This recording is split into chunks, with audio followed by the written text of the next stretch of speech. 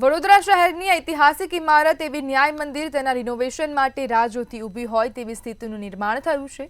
વડોદરા ઐતિહાસિક ધરોહર ધરાવતું રાજ્યનું એકમાત્ર શહેર છે।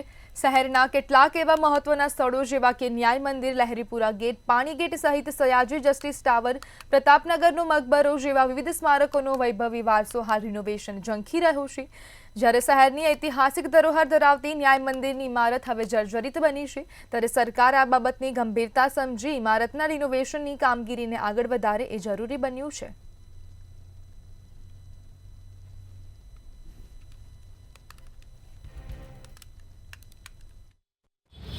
સંસ્મરણો વાગોળે છે ત્યારે વડોદરા વાસીઓ માટે આજનો દિવસ ઉત્સાહી ન કહી શકાય તેવો રહ્યો છે, કેમ કે વડોદરાના જે ઐતિહાસિક વારસાઓ છે, જે ઇમારતો છે, એ ઇમારતોને સાચવવામાં ક્યાંક ને ક્યાંક વહીવટી તંત્ર અને સત્તાધીશો ઉના ઉતર્યા છે।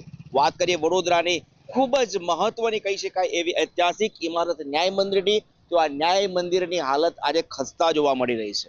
રાજવી પરિવાર દ્વારા ખૂબ જ સુંદર કલાત્મક કહી શકાય તેવી આ ઇમારત આજે ન જોવાના હાલમાં અહીંયા ઊભી છે। ખંડેર અવશેષો છે અને આ ઇમારતની જે પરિસ્થિતિ છે એ જોઈને અનેક વડોદરા વાસીઓના હૃદય ખરાને એ ભગ્ન થઈ રહ્યા છે। આ જ વિસ્તારની અંદર આ ઇમારતનો આ ભાગ જે છે એ ક્યાંક ને ક્યાંક જાહેર શૌચાલય બન્યો હોય એમ લાગે છે। રસ્તેથી પસાર થતા વટે માર્ગુઓ અહીંયા લઘુશંકા કરવા માટે ઊભા રહી જાય અને તંત્રના પેટનું પાણી ન હાલે તેવી પરિસ્થિતિનું નિર્માણ આ નપાટિયા અધિકારીઓ અને વહીવટી તંત્ર દ્વારા કરવામાં આવ્યું છે। જે રીતે આ હેરિટેજની ઇમારત છે એ ઇમારતની ઉપર ઝાડી ઝાખરા ઉગી નીકળ્યા છે, એનું જે રિનોવેશન કરવું જોઈએ થઈ નહીં રહ્યું। અહીંયા જે બારીઓ છે એ બારીઓના કાચ તૂટી ગયા છે। ખૂબ મહત્વનું કહી શકાય એવું આ હેરિટેજની ઉપર અહીંયા એક ટાવર હતો, જે ટાવર ઉપર ઘડિયાળ પણ હતું એક સમયે, એ ઘડિયાળ પણ અહીંયાથી હટી ગયું છે।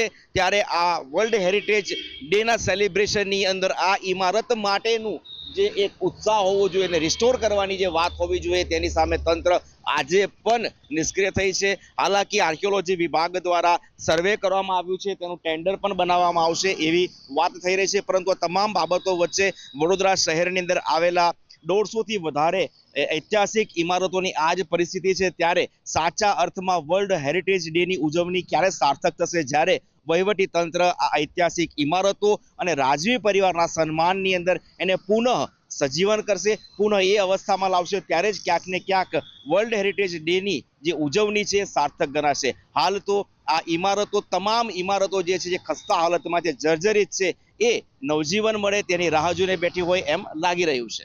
કેમેરા પર્સન મિલિંદ મેલે સાથે તુષાર પટેલ, મંતવ્ય ન્યૂઝ, વડોદરા।